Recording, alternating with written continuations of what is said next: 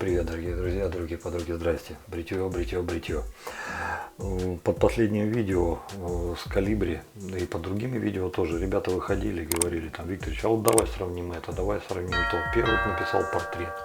Говорит, давай 0,3 с этим 41 головой сравним. Я взял это на заметку. Но сегодня будет то обращение, которое написал Малик Великов. Он говорит, давай 1.3 OpenComp и 1.18 сравним. Мне кажется, это некорректное сравнение, потому что OpenComp это OpenComp, а ClosedComp это ClosedComp, то есть SolidBar, ну, обычная плита. Поэтому сегодня будет 1.3 Колибри и 1.18 старт. Мне кажется, это более-менее корректно. Ну, тем более, вот, ребята, кому этого не хватит, могу сказать, что вот я еще не знаю, что сегодня будет. Но вот так, как побреет 1.3, если вы хотите понять, как бреет 1.3 OpenComp, открытая голова, добавьте где-то процентов 5-10 эффективности, ну и звук. Звук он маленечко другой. Он так, ну, он звонче, что ли, он ярче, понимаете, вот он, ну там просто зубья, они дают звуку разгуляться место, и он чуть-чуть, ну, поэффективнее, я уже сказал, поэтому не суть важно.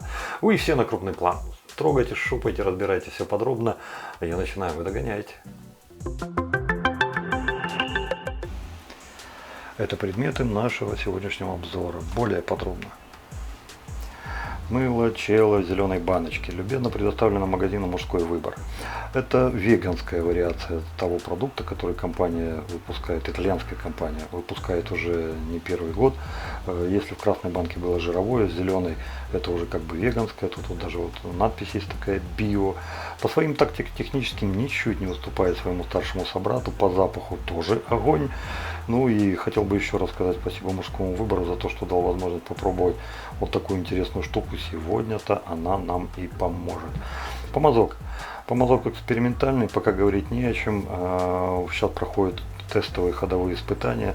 Если это будет огонь, ну тогда уже будем думать о том, как бы сделать ему нормальную ручку. И он, скорее всего, будет закрывать бюджетную такую, скажем, нишу от 1000 до 1500 рублей. Но для этого он вначале должен пройти испытания. Компания хорошая, узел качественный, сам по себе все нормально, все хорошо, но мне главное понять, как он будет работать. Потому что качественного, хорошего и нормального само по себе, да он даже по внешнему виду, ну яки, да, его как бы навалом. Вот, кстати, у Яки тоже этих помазков навалом. Но какой смысл вам предлагать что-то еще похожее на Яки? Никакого совершенно. Поэтому мы вот и ищем, перебираем компании. Как только я вот такой найду, один уже нашел, хочу еще один. Так вот, как только я про синтетику найду, и вот тогда и будем думать. Сейчас пока тут говорить не о чем. Это просто тесты. А вот водичка Реузел уже была на обзоре. Потом она попала в одни загребущие ручки, которые от 100 мл. Смотрите, что оставили. И это показатель, ребята.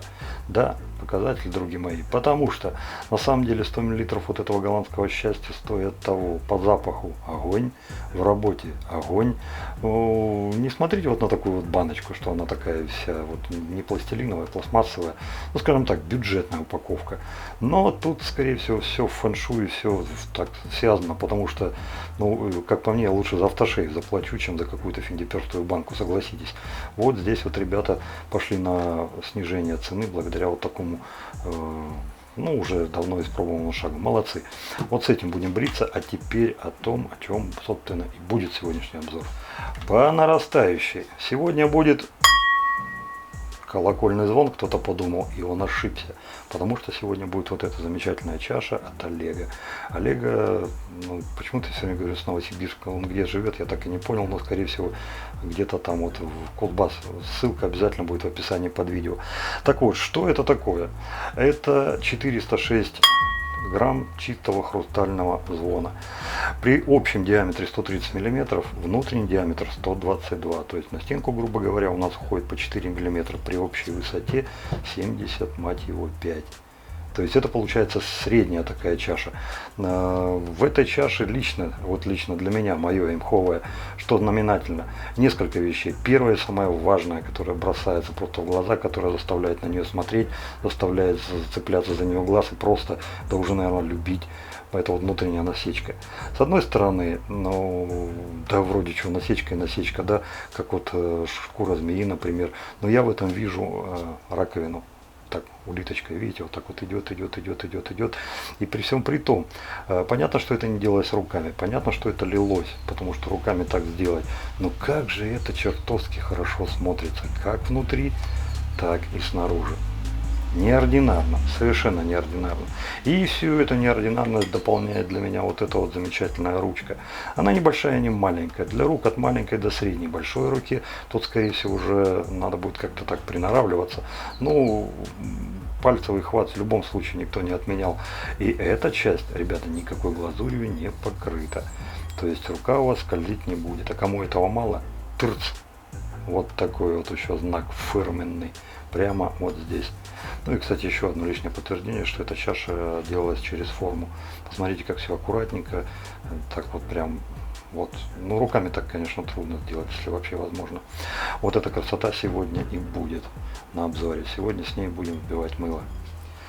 А для прука мы будем взбивать мыло, чтобы, ребята, побриться. Побриться двумя вот этими вот железками от компании Home Like Shaving.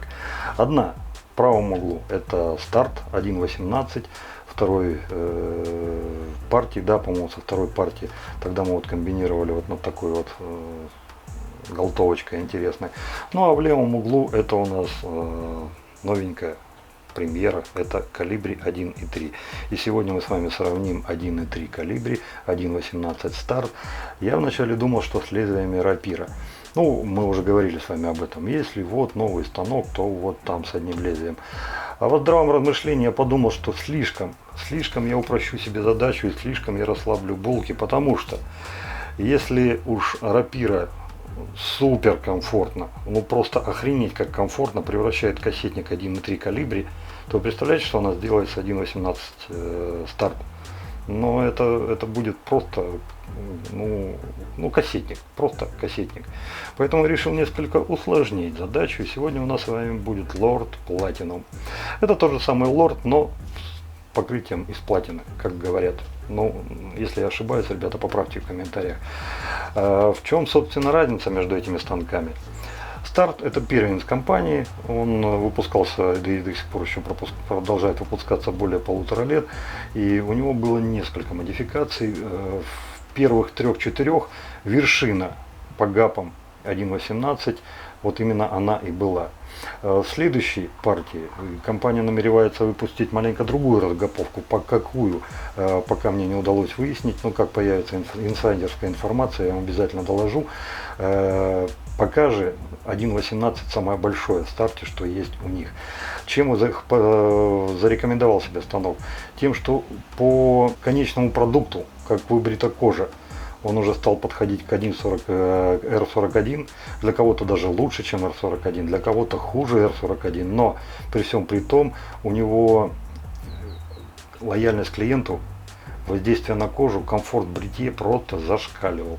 Многие люди просто не верили, что вот с такой бархатистостью может побрить как 41-я голова. Именно за что его, собственно, и стали это любить, потому что он дает до хрена, а делает это незаметно и чрезвычайно комплементарно. Но это у старта, а у калибри 1.3, но это несколько другая уже история. Здесь уже, конечно же, при всем при том, что геометрия у обоих станков одинаковая, то есть и там геометрия старта, но здесь уже меняются тактико-технические параметры, и станок, естественно, как вы сами знаете, даже возьми вот у этого станка у старта, поменяй ручку, то он уже будет брить по-другому. А здесь поменяна не только ручка, здесь поменяно до хрена чего. А чего, собственно? Первое, самое важное, это, наверное, то, что изменена голова. Если у старта, к примеру, на длину 43 мм, то у калибри она 40 мм. При одной и той же ширине 25,5. Плюс ко всему, смотрите, как маленько по хитрожопому компания сделала. Если у старта голова полностью закрывала лезвие, и кромки лезвия у них начинали выходить где-то вот здесь, после того, как ставим лезвие, я вам более подробно покажу, то у калибри ситуация меняется кардинально. Мало того, что ухи начинают торчать, но благодаря тому, что вот здесь вот по краям есть такие вот скосы, сводилось все к тому, что кромка лезвия и гарда стали означать практически одно и то же. И получается, если на 1.18 вы когда бреетесь, то там, где у вас угол, не факт, что вы там будете бриться будете маленько туда вглубь, на 1,5 мм. то здесь уже получается совершенно другая картина. Там, где у вас проходит угол гарды, там же вы и бреетесь. Причем, посмотрите, как это изящно все оформлено. Но это не единственные изменения, которые были произведены компанией, потому что, если мы разберем с вами, посмотрим повнимательнее, то увидим, что нижние плиты также отличаются. А давайте я вам сейчас просто лоб-лоб вот так вот сравню. Вот смотрите, Колибри, старт. То есть убрано очень-очень много всего. Лишнее посносили, изменили пеноотводы. Общая площадь пеноотводов повысилась. Пеноотводяемость стала выше.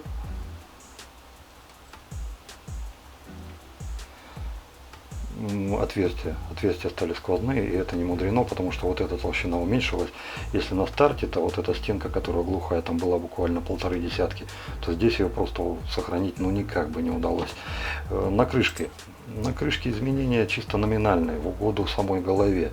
Она, естественно, стала короче, ну и плюс ко всему она получила вот здесь вот такую вот фасочку, вот видите, которой нет у старта. Вот здесь. Что касается самих ручек, ручка, естественно, стала другая. Если у старта некоторые товарищи, 50%, наверное, пеняли: Викторович, что-то, вот давай, наверное, канавки поглубже сделаем, чтобы оно цеплялось лучше. На Колибри решили эту проблему кардинально. Мало того, что их стало больше, так они еще и стали такие, что, знаете, вот как рука расслабленная, вот, и все, и оно просто вот держится вот так вот, все цепляется, но без фанатизма. Никаких заусенок и прочего здесь вы, конечно, не найдете. Диаметр остался одинаковый и там, 12 мм при длине. Если на старте было 80, у Колибри она стала уже 90. Не только внешний облик поменялся, но еще и финиш. На Колибри стали применять полировку, это я вам уже говорил. И по факту все эти изменения, которые я вам только что сейчас перечислил, вот сейчас вот где-то я вот здесь вот в правом верхнем углу обозначу, привели к тому, что и расфасовка, баланс поменялись точно так же. Если 1.18 весил 104 грамма, и при всем при том, благодаря тому, что вот у него именно такая ручка, и вес головы, кстати, вес головы 39 грамм, то у него центр тяжести был на 25 миллиметров. А из-за того, что мы уменьшили вес головы на Колибри, и у него вес стал 30 грамм, но зато у него изменилась длина ручки, и сама по себе ручка, она хотя бы, скажем так, она вроде бы и изящная, но по весу все равно отличается. Она получается на 5 грамм все равно тяжелее, чем у старта. Если у старта она 65 грамм, то у Колибри она 70.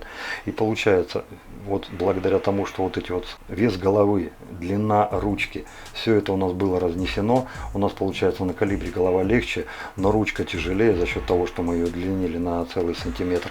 А на старте наоборот, голова тяжелее, но ручка короче, потому что она, легче, потому что она короче на 10 миллиметров. У нас получается, что на старте баланс был на 25 миллиметров, но на Колибри он уже стал 32.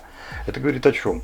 Это говорит о том, что на старте баланс ближе к голове, и если вы вот так вот будете где-то держать примерно, то у вас станок в равновесии, и вы спокойненько пальчиком вот так подыгрываете и делаете все свои дела. На Колибри же все несколько иначе. Вы можете держать даже посередине, благодаря тому, что баланс 32 мм, вам не только пальчиком, вам вот просто можно отпускать. И это все вот так вот векторно распределяется, и вы просто бреетесь. Давайте соберем уже наконец и посмотрим, как этот сборит два станка.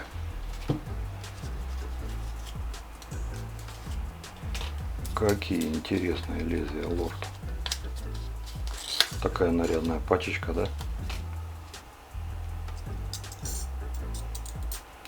И, кстати, еще один нюанс, который я вам хочу показать вот прямо сейчас здесь на открытых плитах, пока мы еще не собрали.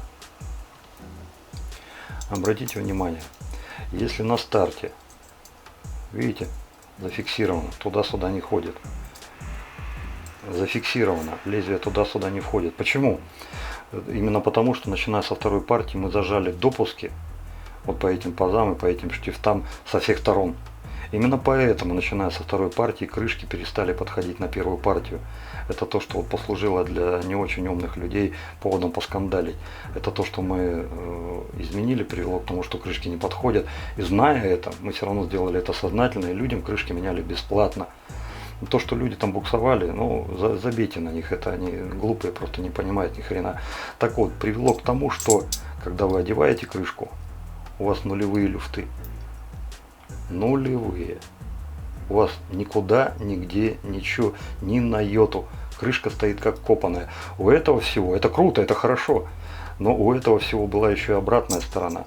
Все эти зажатые допуски, они приводили иногда к тому, что просто чуть-чуть не одевалась крышка. Иногда такое было. Пускай один случай из 20, из 50, из 100, не суть важно, но все равно это было. И чтобы избежать всего этого, чтобы людей не напрягать, мы сделали следующее. Мы допуски по ширине оставили такие же зажатые, как они были всегда, а допуски по длине отпустили. Вот смотрите. Видите, лезвие стоит как копанное, а теперь обратите внимание, диагональное. Видите, чуть-чуть ходит. Вот. Это привело к тому, что сейчас любая крышка, любое лезвие будет одеваться одинаково. Совершенно. Одеваем уже крышку.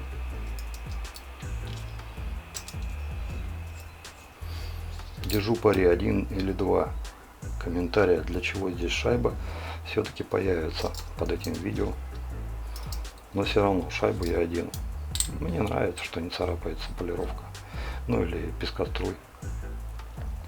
Итак, смотрим, как это у нас выглядит со стороны.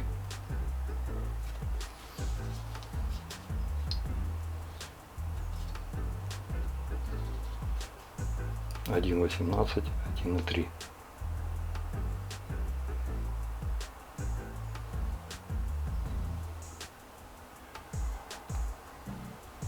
Ну, вот здесь вот торца очень хорошо видно, что старт это такой брутал. Прям сибиряк с ломом в руке, сейчас всех побрею. То Колибри уже стал, конечно, уже несколько изящный. Этот товарищ уже за Урал съездил, там на цивилизацию, на Европу насмотрелся, и он уже маленько похудел, смотрите. Но в душе он все такой же сибиряк, хоть и Колибри, так что здесь все нормально. Ну и вылет сверху давайте посмотрим. Теперь уже, наверное, пора уже и бриться идти. Пошли бриться.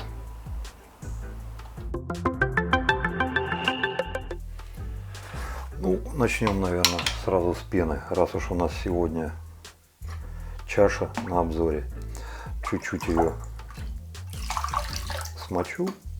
Нехай она тут булькает. А мы с вами пока наберем пены. Лишнюю воду с помазка стряхиваю и забираю. Почему люблю набирать именно так?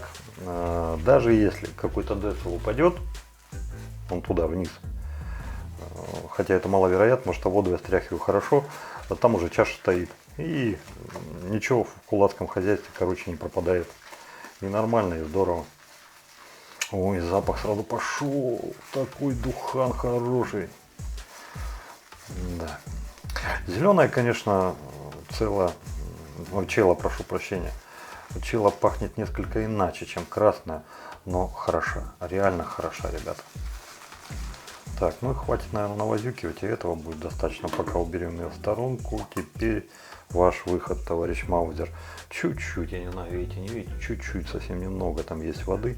Я думаю, нам это пойдет на пользу. Все равно еще добавлять. Да, как я и предполагал, вот эти вот чешуйки, которые внутри чаши, посмотрите, как они помогают генерировать. Ну и держать. Держать, конечно. Вот у меня сейчас мыльные руки, видите, да? Вот она. Пена, все как положено. Пофигу мороз. Совершенно по барабану. Я вот сейчас вот так вот могу сделать. Вот.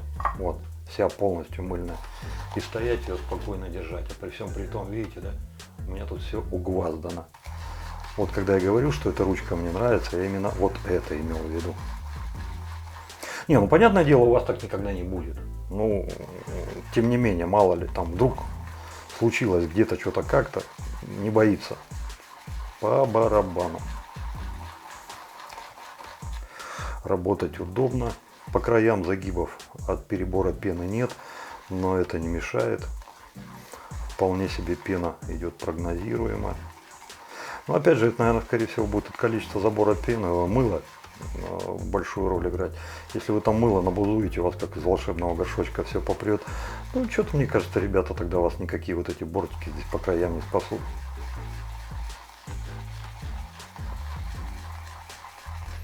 Ну, чуть-чуть. Вот так маленько. Видите? Даже не так. Вот так вот, наверное, вот так вот. Так, 2, 3, да что ты, 4, 5. Вот так. 5 хорошо. Нет, пускай будет 6, 7. Вот так будет хорошо. Да. Угадал. Все. Больше добавлять ничего не будем. У нас тут пена космических масштабов. Ну, смотрите, что.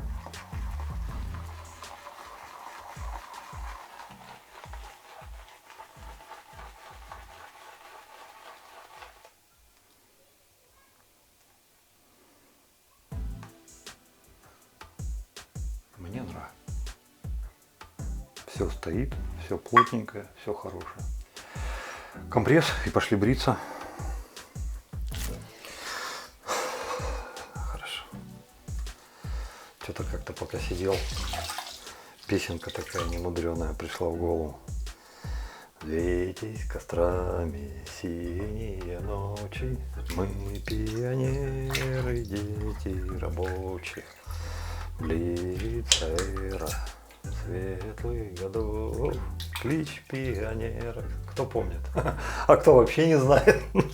Молодежь, наверное, даже песню такую не слышала. Там будь готов, всегда готов, все дела.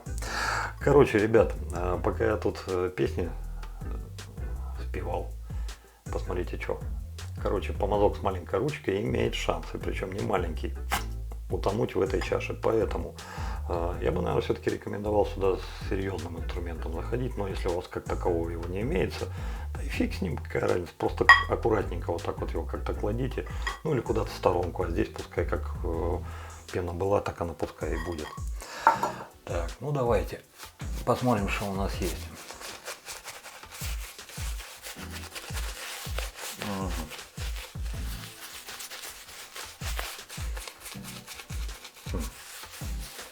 Ну, не знаю. Не, ну он хороший, но не настолько, чтобы, знаете, вот торкнуло. Хотя, конечно, это все, возможно, меховое. Потому что вот, ребята, кто прикалывается по синтетике, кто в ней соображает и кто может дельный, ну, скажем так, ответ дать. Я объясню, смотрите. Если вот эта синтетика, которая была на эксперименте, я ее беззаветно люблю. Я знаю, что это фурор, я знаю, что это порвет многих. Это будет прямой конкурент. Ой, ты где? Иди сюда. Так, сейчас я его найду. А, вот он. Нашим заокеанским друзьям.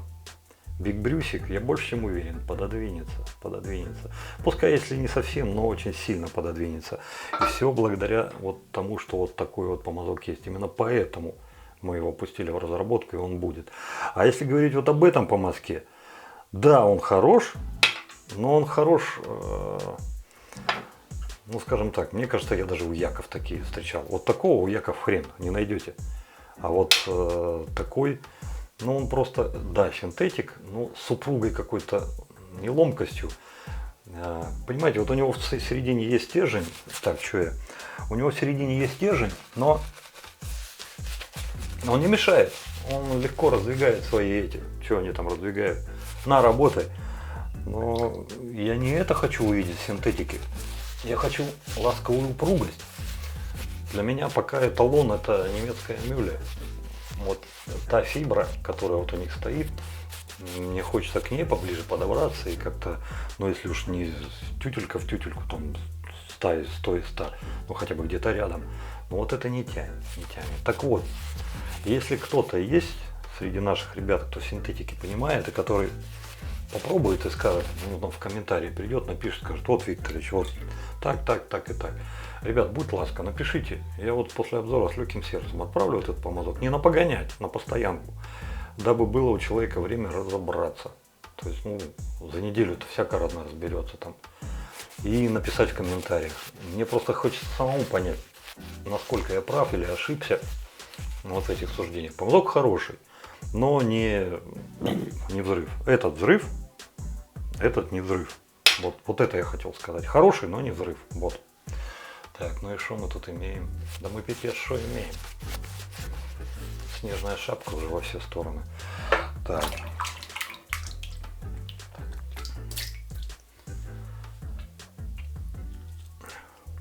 Я сейчас как парень с подставочкой тут со всеми делами.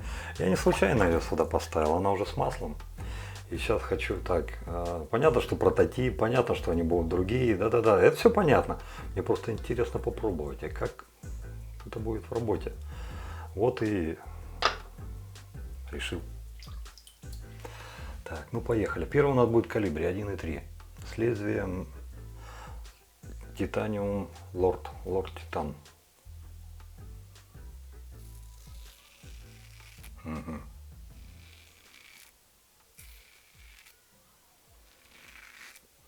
Видите, о чем я говорил? То есть вот чуть-чуть ниже ватерлинии берешь, и все, и он попер.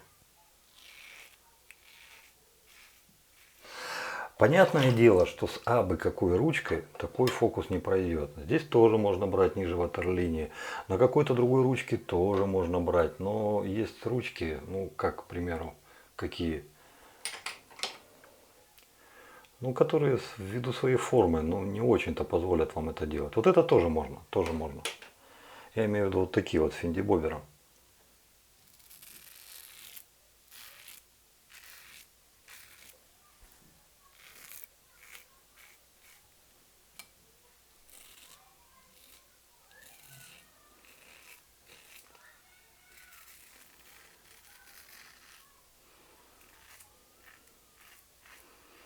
Ну,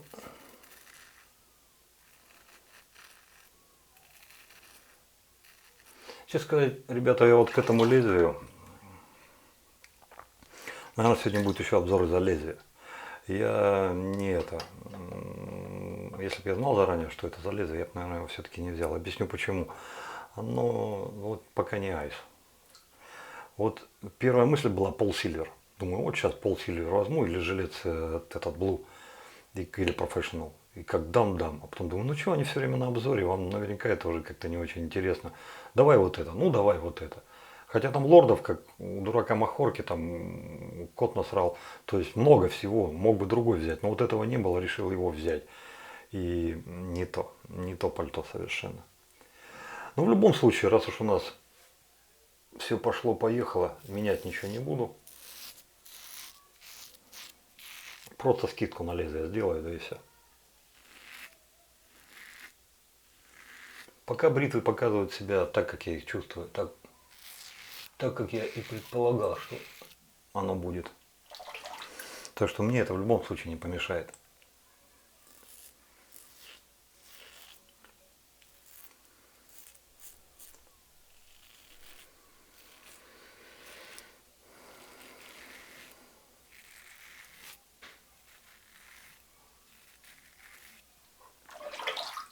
Сегодня посмотрел обзор Гриши 26 на калибре 1,5. Кому интересно, ссылку в описании под видео оставлю.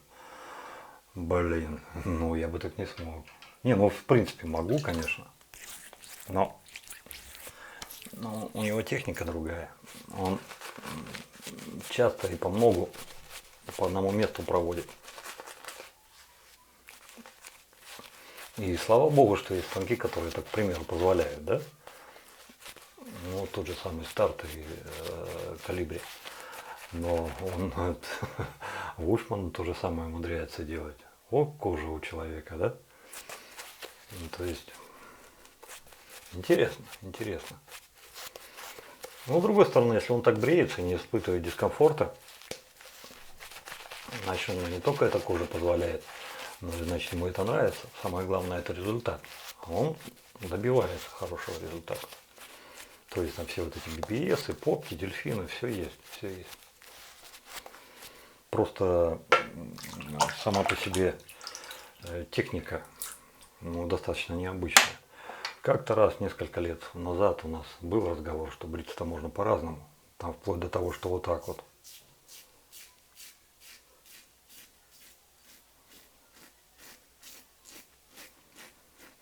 То есть вы поняли, в чем смысл, да? Ты когда провел станком, ты его обратно также возвращаешь и обратно. То есть получается та пена, которая у тебя под гардой, она как бы у тебя во все стороны размазывается. И когда ты по второму уже раз вернулся и по второму проводишь, у тебя все равно там есть пена. Но я попробовал что-то как-то, знаете, так, ну я не знаю. Ну, вроде и так нормально. Поэтому я как-то прекратил это. А тут у Гриши вот увидел почти такое же. На втором проходе, когда он подбирал левый висок, он именно так и делал. И как-то у меня, знаете, как щелкнуло, как старое вспомнил. Так, ну поехали.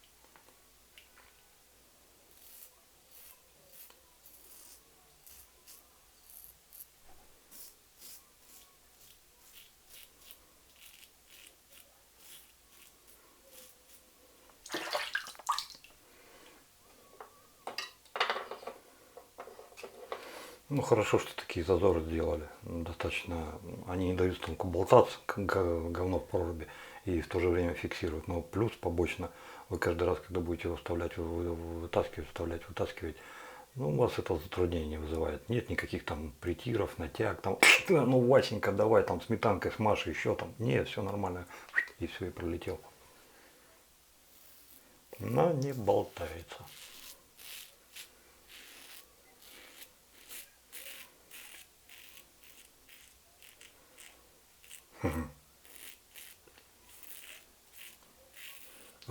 Вот этот именно проход, второй, сформировал в голове окончательно, что сказать про эти станки. Самое главное, наверное, будет в этом, их нельзя сравнивать, они разные, ну реально разные. Так, ну и ты стоило. Третий заключительный. Чуть-чуть водички. Ну, ребят, я все вот эти вот два прохода сделал с помазка и, ну, в чаше не брал. Давайте, наверное, вот все-таки с чаши хоть возьму. Чего уж ей там пропадать. Капнуть хочешь? Ну, капни.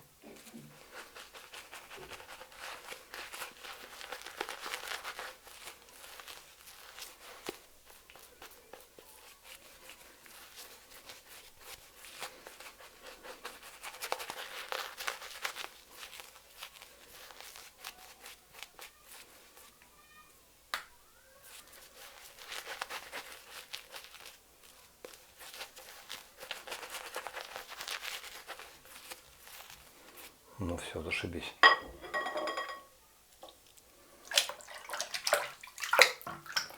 Все, что мог, все замазал. И третий, заключительный.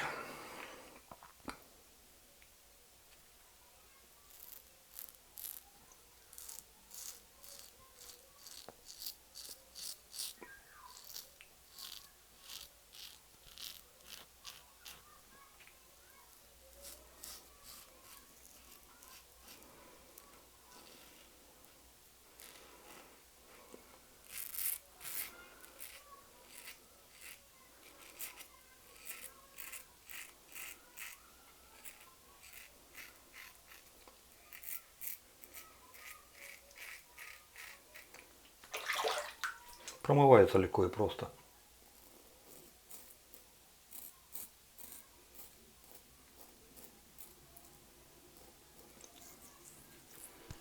Где-то я тут... А, вот она. Угу.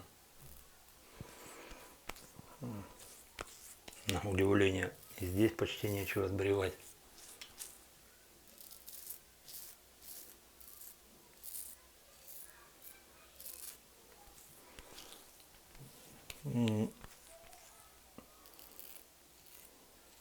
Ну, то есть вы понимаете, да? Мыло на лице остается столько, что вот сейчас вот 1,3 возюкаю, и как бы и нормально, и хорошо. Мыло в этом плане хорошее. Это мыло.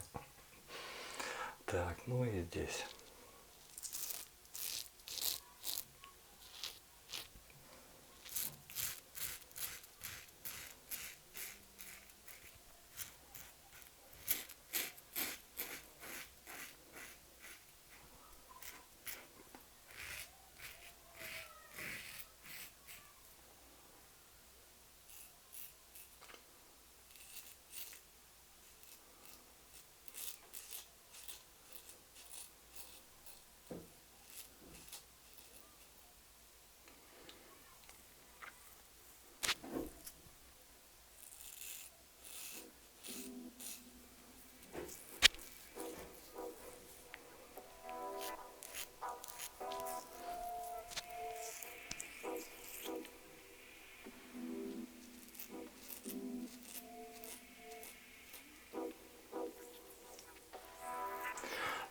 Все, компресс, автошейв, выводы.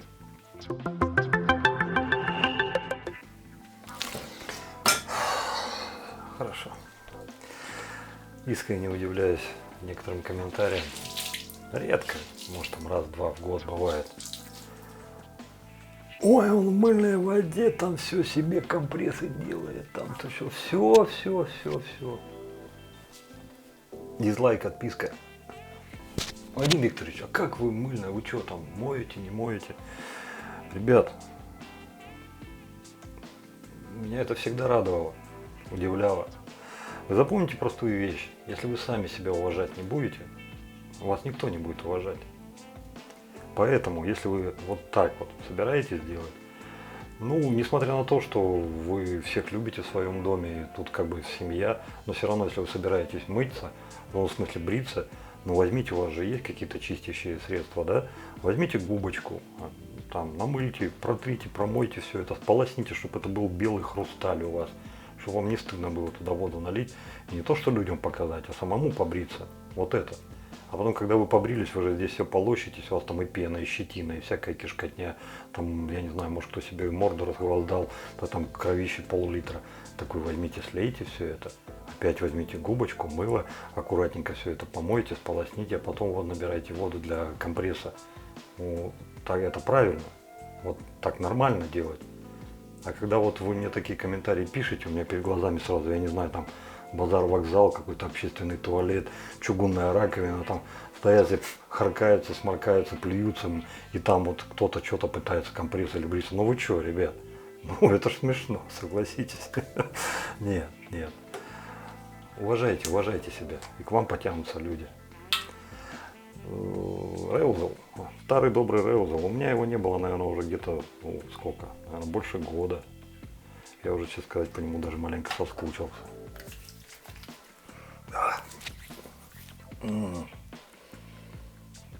Чуть-чуть поорать, совсем где-то так, на понюшку табака. Ой, какой же он хороший под запаху. Он совершенно ни на что не похожий, он необычный.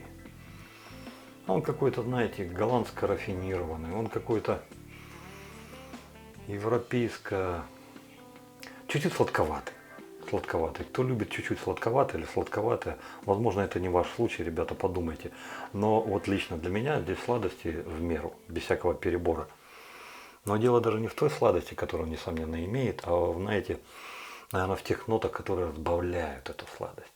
Они настолько игриво весенние, яркие какие-то. Почему-то сразу перед глазами там вот девчонки в ярких нарядах, там не мешковатые американские, а вот прям платья какие-то, я не знаю, зеленые, красные, там оранжевые, в талии подтянуто, здесь как-то так чуть-чуть подтянуто, приспущено, юбочки вот эти развиваются, и она с ромашкой в волосах бежит по полю, собирает вот эту всю пыльцу, весело щебечет, там, подпрыгивает там чуть ли не до облаков, и все это развивается, и звонкий смех, и золотистый свет, вот это все перекликается, и прям как-то просто классно становится, просто хорошо.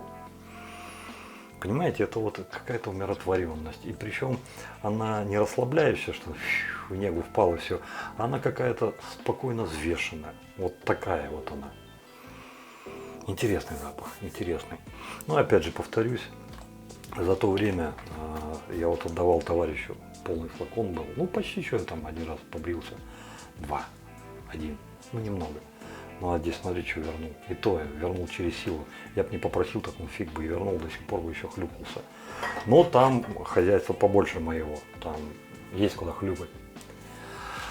Так, побрились. Уже практически подсох. Я думаю, пока мы сейчас за чашу поговорим-то, оно и уже и высохнет совсем. Чаша.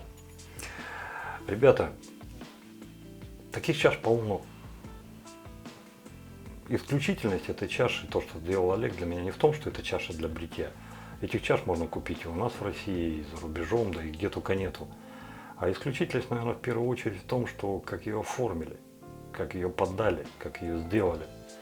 Вот здесь вот помимо вот этого звона, который, несомненно, делает и Дмитрий Алиференко, наш омский мастер, который делает хорошие, замечательные чаши, здесь еще есть какой-то творческий подход. Вот как-то вот интересно так оформили, начиная от внешнего вида, как удачно подобрали краски, как подумали, где эмалью покрывать, где не покрывать, чтобы людям удобно было. Ну то есть вот за ручку я здесь даже не переживаю, я могу ее спокойно любыми руками брать. Драный, сраный, пьяный в дуплину, там хоть какой-то. Домой придешь сам вот в хлам весь полностью, но чаша впереди вот такая будет и целая. То есть тут есть за что держать. Ну и плюс, конечно же, тот комфорт, которым она все это делает. Скатал она не заменит. Ну, то есть стенки тонкие, 4 мм, то есть в качестве чаши, да. Она, конечно, будет играть. А если вы ее предварительно нагреете, а потом, чтобы как-то она вам подольше там пену теплой держала, не, номер не пролезет. Это просто чаша. Насколько она нужна, не нужна, решать каждому самому. Я уже не раз, не два, не три, не 100-500 раз уже говорил, там оно в видео 87 есть.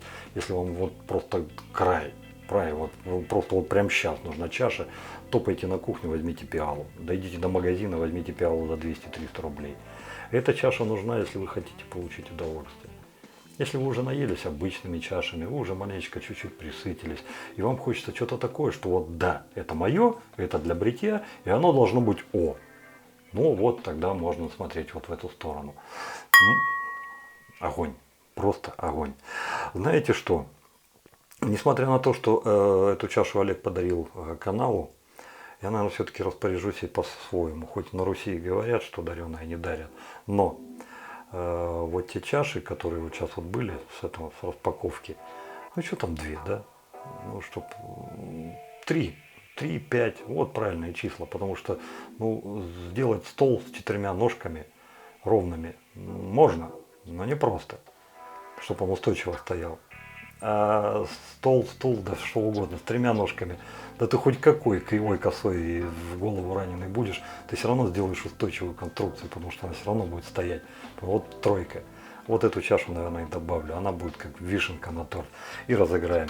Я-то ее уже попробовал, вам рассказал, а кто-то в руки возьмет, вот человеку тоже радость будет. Так что вот, наверное, туда ее отправим. В следующий раз будут те чаши, которые были с распаковки. Реузл высох. Это хороший недорогой автошейв. Хотите себя маленечко порадовать? У вас, допустим, там уже не 10-15, там 20 автошейвов, как было полгода назад. Осталось там 3, 5, 7. Ну, вот, возьмите 8, 9. Шучу, хорошая штука.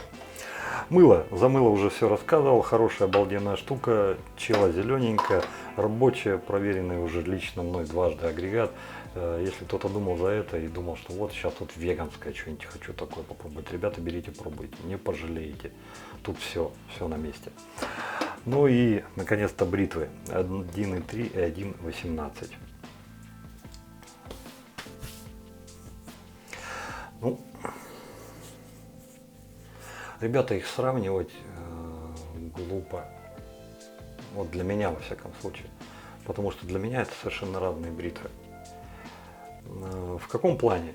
Разные не внешне, разные не по весу, не по балансу, потому что баланс и тут для меня комплементарен. Я всегда его нахожу автоматически, я даже не парюсь никогда. Я просто брею и брею. Вот он по сути, он меня сам бреет, и этот, и этот. Разница в ходе, разница в резе, разница в конечном результате. Да я бы не сказал. Ну тут он чутка чуть-чуть побольше. Ну он побольше в каком плане? Ну, по идее, так вот, если вот просто тупо рогом упереться, можно чисто и теоретически, практически доказать, что здесь нужно меньше проходов, потому что здесь на десятку больше. Но я бы не стал этого делать. 1.18, 1.3, они практически рядом. 1.18 старт. Он как бархатный котенок. Он идет шепотом, режет все, шепотом все убирает, и вы этого даже не замечаете. 41 так не делает, 1.3 так не делает, так делает 1.18. Он делает все шепотом, чрезвычайно деликатно. Но это как, знаете, вот как, ну, вежливо подошел так, вежливый станок, здрасте, вы щетина, пройдемте. Ты пока, чё, где, как, а все, щетины нет, понимаете? Вот так он это делает. 1.3 делает маленечко иначе. Он делает это более отчетливо. Не до безобразия, никакой агрессии, та же самая деликатность фамильная, здесь все это самое сохраняется. Но вот если вот, допустим, как я вам в пример 1.18 привел, то здесь то же самое. Человек вежливо подходит, здравствуйте, вы щетина, то если вот в 1.18 берет ее под ручку, вы даже не замечаете, где щетина, а нет щетины, все, была, нет, не было, вам показалось. То в этом случае, здравствуйте, вы щетина, да, я щетина, зашкварник, дым пенделя, все улетело. То есть вот так примерно. И в то же самое время вежливо. То есть вежливо пинка под сраку, щетине. Ее нет. То есть здесь чуть-чуть, при той же вежливости, чуть-чуть явственнее само действие. Вот так я хотел сказать. А по факту примерно одно и то же. Закончить все это я хочу сказать так. Вот тем, у кого есть 1.18, нужна ли вам 1.3? Я думаю, что нет. Если вы на самом деле хотите получить другие ощущения, кардинально другие, тогда 1.5. А если вы хотите чуть-чуть что-то там улучшить, но так, чтобы не выходить за рамки, ну тогда лучше 1.3 OpenComp. Потому что в OpenComp все то же самое, но там четче, резче. То есть там более, как-то сказать так, фиксировано. Там все действия фиксируются. Несмотря на то, что да, та же самая деликатность все есть, но там чуть-чуть ярче. Ну и чутка повыше эффективность на 5-7%, ну 10%. Вот и все. Поэтому, ребята, тем, у кого есть 1.18, за 1.3 я бы думать не стал. За 1.3 гребенку, за 1.5, да, там вы изменения уже вот так вот почувствуете. Ну и как их почувствовал, например, на себе Григорий. Ну, я ссылку под видео на его канал оставлю. У него как раз вот сейчас вот вышло видео с этим, с бритьем 1.5 голова. Ну вот, сходите, посмотрите. Что? Следующее бритье, это будет у нас 1.3, 41 голова. На этом разрешите с вами попрощаться. Добра, счастья, радости. Берегите себя, берегите своих близких. Дай вам Бог здоровья. Пускай всегда все будет хорошо. Ну и самое главное не бздеть. И вот если у вас есть чуйка, и она вам что-то подсказывает, ребята, вся жизнь у человека, у каждого, пофигу какого, у меня, у тебя, там, у дяди Васи, у дяди Пети, у тети Маши, пофигу, любого, она всегда будет иметь в своей обойме, в своем наличии те маленькие точки, которые мы, к сожалению, иногда бездарно профукиваем. Просто профукиваем. Но тем не менее, это те самые точки, которые каждую жизнь, мою, твою, тети Маши, тети Пети, будут делить до этого и после этого. Это очень ярко и хорошо было показано в фильме, вот, например, не Кардебалет, а этот, где Агилера и Шер выступали. Кардебалета, как его. Ну вы уже знаете, да, вот сейчас где-то здесь вот это вот появилось, там мужское слово такое, там, приличное, нормально. Так вот там ясно, четко. Этот момент отыгран прям вообще, вот прям вот молодец, респект режиссеру.